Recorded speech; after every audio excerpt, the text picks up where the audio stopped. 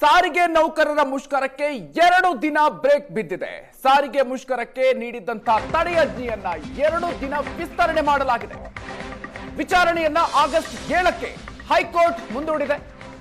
ನಿಮ್ಮ ಮುಷ್ಕರದಿಂದ ಜನರಿಗೆ ಸಮಸ್ಯೆ ಆಗಬಾರದು, ಎಸ್ಮಾ ಮಧ್ಯೆ ಮುಷ್ಕರ ನಡೆಸೋದು ಕಾನೂನು ಬಾಹಿರ ಅಂತ ಹೈಕೋರ್ಟ್ ಹೇಳಿದೆ. ಮುಷ್ಕರ ಮುಂದುವರಿಸಿದ್ರೆ ಎಸ್ಮಾ ಅಡಿ ಕ್ರಮವನ್ನ ಕೈಗೊಳ್ಳಿ ಅಂತ ಕೂಡ ಸರ್ಕಾರಕ್ಕೆ ಹೈಕೋರ್ಟ್ ಪೀಠ ಸೂಚನೆಯನ್ನ ಕೊಟ್ಟಿದೆ. ಸಿಜೆ ವಿಭು ಬಕ್ರು ನ್ಯಾಯಮೂರ್ತಿ ಸಿಎಂ ಜೋಶಿ ಪೀಠ ಈ ಸೂಚನೆಯನ್ನ ಕೊಟ್ಟಿದೆ. ನಿನ್ನೆ ಹೈಕೋರ್ಟ್ ಸೂಚನೆಯ ನಂತರವೂ ಕೂಡ ಇವತ್ತು ಮುಷ್ಕರವನ್ನ ನಡೆಸಲಾಗಿದೆ.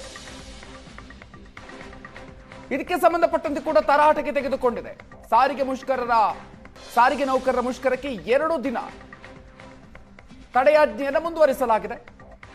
ಆಗಸ್ಟ್ 7ಕ್ಕೆ ವಿಚಾರಣೆಯನ್ನ ಹೈಕೋರ್ಟ್ ಮುಂದೂಡಿಕೆ ಮಾಡಿದೆ.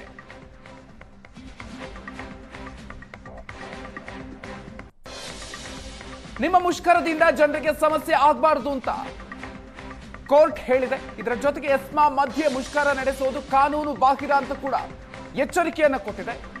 ಮುಷ್ಕರ ಏನಾದ್ರೂ ಮುಂದುವರಿಸಿದ್ರೆ ಕ್ರಮವನ್ನ ಕೈಗೊಳ್ಳಿ ಅಂತ ಸರ್ಕಾರಕ್ಕೆ ಸೂಚನೆಯನ್ನ ಕೊಟ್ಟಿದೆ. ಇನ್ನು ಹೈಕೋರ್ಟ್ ಚೀಮಾರಿಯ ಬೆನ್ನಲ್ಲೇ ಮುಷ್ಕರವನ್ನ ವಾಪಸ್ ತೆಗೆದುಕೊಳ್ಳಲಾಗಿದೆ. ನಾಳೆಯಿಂದ ಮುಷ್ಕರ ಮಾಡಲ್ಲ ಅಂತ ಭರವಸೆಯನ್ನ ಕೊಟ್ಟಿದ್ದಾರೆ. ನೌಕರರ ಪರ ವಕೀಲರು ಹೈಕೋರ್ಟ್ಗೆ ಭರವಸೆ ಕೊಟ್ಟಿದ್ದಾರೆ. ಇವತ್ತು ಮುಷ್ಕರವನ್ನ ನಡೆಸಲಾಗಿತ್ತು. ಈ ಹಿನ್ನೆಲೆಯಲ್ಲಿ ಹೈಕೋರ್ಟ್ ಚೀಮಾರಿ ಹಾಕಿದೆ. ನಿನ್ನೆ 1 ದಿನ ಮುಂದೂಡಿ ಅಂತ ಹೈಕೋರ್ಟ್ ಹೇಳಿದೆ.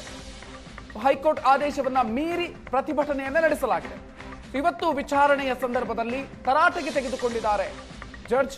ನ್ಯಾಯಾಂಗ ನಿಂದನೆ ಎಚ್ಚರಿಕೆಯನ್ನ ಕೂಡ ನೀಡಿದ್ದಾರೆ. ಸಾರಿಗೆ ಸಂಘಟನೆಗಳ ವಕೀಲರಿಗೆ ಹೈಕೋರ್ಟ್ ಕ್ಲಾಸ್ ತೆಗೆದುಕೊಂಡಿದೆ. ಇನ್ನು ಕೋರ್ಟ್ ತರಾಟೆಗೆ ನೌಕರರ ಪರ ವಕೀಲರು ತಬ್ಬಿಬಾಗಿದ್ದಾರೆ. ನಾಳೆ ಮುಷ್ಕರ ನಡೆಸೋದಿಲ್ಲ ಅಂತ ವಕೀಲರು ಈ ಸಂದರ್ಭದಲ್ಲಿ ಕೋರ್ಟ್ಗೆ ಹೇಳಿದ್ದಾರೆ. ಹೈಕೋರ್ಟ್ ಚೀಮಾರಿ ಬೆನ್ನಲ್ಲೇ ಮುಷ್ಕರ ವಾಪಸ್ ತೆಗೆದುಕೊಳ್ಳೋದಕ್ಕೆ ಈಗ ನಿರ್ಧಾರವನ್ನ ಮಾಡಲಾಗಿದೆ. ಮುಷ್ಕರ ಮಾಡಲ್ಲ ಅಂತ ಭರವಸೆಯನ್ನ ನೌಕರರ ಪರ ವಕೀಲರು ಹೈಕೋರ್ಟ್ಗೆ ಕೊಟ್ಟಿದ್ದಾರೆ. ನಿನ್ನೆ ಈ ವಿಚಾರಕ್ಕೆ ಸಂಬಂಧಪಟ್ಟಂತೆ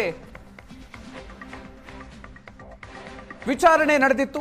ಸಾರಿಗೆ ನೌಕರರ ಪ್ರತಿಭಟನೆಯನ್ನ ಪ್ರಶ್ನಿಸಿ ಸಲ್ಲಿಸಿದಂತ PIL ವಿಚಾರಣೆ ನಿನ್ನೆ ಕೂಡ ನಡೆಸಲಾಗಿತ್ತು.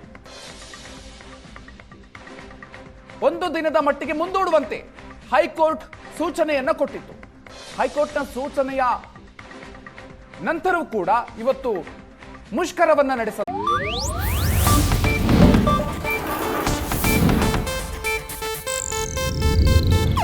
ಇದು ಏಷ್ಯಾನೆಟ್ ನ್ಯೂಸ್ ನೆಟ್ವರ್ಕ್ ಪ್ರಸ್ತುತಿ.